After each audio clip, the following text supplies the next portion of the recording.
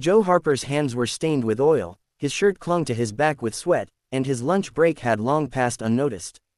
It was another regular day at the regional airfield just outside of Houston, Texas. Joe didn't mind the long hours. He was used to it. Being a single father raising his 12-year-old son, Cody, left little room for rest or luxury. But what he lacked in money, he made up for in integrity and work ethic. That morning, a sleek private jet landed unexpectedly, its silver fuselage gleaming like it had never seen a cloud. Word traveled fast in the hangar.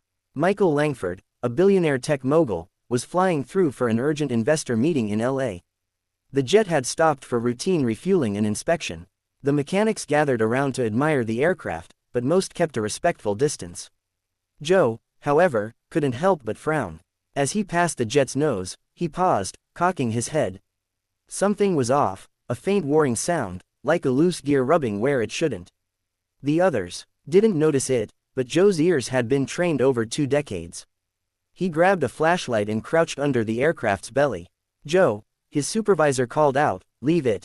It's a luxury jet, fully automated diagnostics. We just top off the fuel."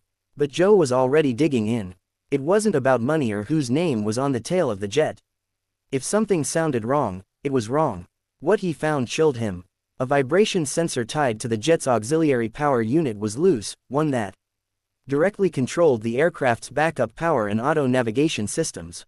If left unfixed, and the main system glitched mid-air, the jet would become a 000 mph bullet with no control. He reported it to the shift manager, but the guy brushed it off, muttering something about not getting sued for delaying a billionaire's flight. Joe, though, couldn't walk away. He logged it officially and insisted they delay takeoff until it was addressed. The manager relented under pressure, but warned Joe, "You're going to pay for slowing down VIP travel." By then, Langford himself had exited his SUV, confused by the delay. Joe, wiping his hands on a rag, approached him respectfully and explained the situation. Most folks in Joe's shoes would have been intimidated. Not Joe. Truth was truth. Langford narrowed his eyes. "I have the most advanced systems money can buy. You sure your ears know better than my tech?" Joe didn't flinch. "Sir, your systems are great until they fail. And when they do, you better hope someone like me is around." Langford stared at him for a long moment, then nodded slowly. "Okay, fix it. I trust your judgment." It took only 45 minutes. The sensor was reseated and secured properly. The inspection was logged. Langford thanked him and boarded his jet without another word. The engines fired. The jet taxied down the runway. And just like that, it was gone. By the end of the shift, everyone had moved on. Joe received no bonus, no handshake, not even a thank you from his manager. Just another long day. When he got home, Cody met him on the porch with a plate of microwaved mac and cheese. "Did you get fired today?" he joked. Joe laughed. "Not yet, just saved a billionaire's butt. No big deal." They shared the meal under the stars. Cody already asking questions about engines and sensors. Joe's world was small, but it was honest. He had no idea that within 24 hours everything would change. The next morning, his story would be all over the news. A billionaire jet owner had halted his meeting in Los Angeles, flown back to Texas, and told the world he had a life debt to repay. And Joe Harper, the poor mechanic no one ever noticed, was about to become a household name. The morning news was buzzing with a story that caught Joe completely off guard. The billionaire Michael Langford had returned to Houston the night before, holding an impromptu press conference outside the very hangar where Joe worked. Langford stood at the podium, a confident man used to commanding attention, but his words were humble, even emotional. "I owe my life to a man you probably haven't heard of," Langford told the gathered reporters and cameras. "Joe Harper, a mechanic at our refueling base, found a critical fault in my jet's backup systems that no one else noticed. Because of his attention to detail and courage to speak up, a catastrophe was averted." The cameras flashed and Joe, sitting at a greasy diner table with Cody, watched the live broadcast in disbelief. His phone buzzed non-stop. Texts and calls from friends, neighbors, even strangers congratulating him.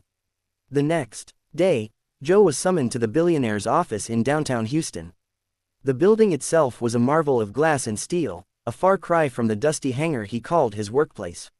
Langford greeted Joe warmly. "I want to make sure you know how serious I am about this, not just words." Joe shifted uncomfortably. I'm just doing my job, sir. Langford smiled. Well, your job saved lives, and I want to offer you a chance to change yours.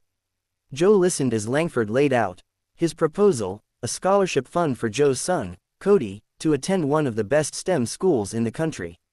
Not only that, Langford offered to invest in upgrading the airfield's maintenance facilities, ensuring mechanics like Joe had the tools they needed. But there was more. I want you to lead a new training program, Langford said. To teach young people how important these small details are, to inspire them like you inspired me. Joe was stunned. He thought about the years he'd spent scraping by, working long hours just to keep the bills paid and give Cody a better future. Now everything was shifting, but it wasn't just about money or opportunity. It was the recognition. For the first time, someone had seen Joe's value beyond the grease, stained hands and worn-out boots. Over the following weeks, Joe began training local teens in the new program. Cody, who had always admired his dad's work, but never fully understood it, joined in enthusiastically. They fixed engines, studied mechanics, and learned to never overlook the little things that could mean the difference between life and death. Langford's company also started hiring apprentices from Joe's program, creating real career paths for kids who might otherwise have fallen through the cracks. One afternoon, as Joe and Cody worked on a vintage airplane engine in the upgraded hangar, Langford stopped by. He watched the father and son with a satisfied smile. Joe, you've done more than fix a sensor, he said. You've built a community. You've shown me that greatness isn't about money or power. It's about heart and honesty. Joe nodded, thinking about how far they'd come. He'd started out just wanting to provide for his son. Now they were part of something bigger, something that could change lives for generations. That night, back at their modest home, Joe tucked Cody into bed. You know, buddy, Joe said softly, sometimes the smallest things can save the day. Cody smiled sleepily. Like your big hands. Joe laughed exactly like that. As the city lights twinkled outside their window, Joe felt hope he hadn't known in years. The future wasn't just a dream anymore. It was waiting to be built. And it all started with one mechanic's courage to trust his instincts.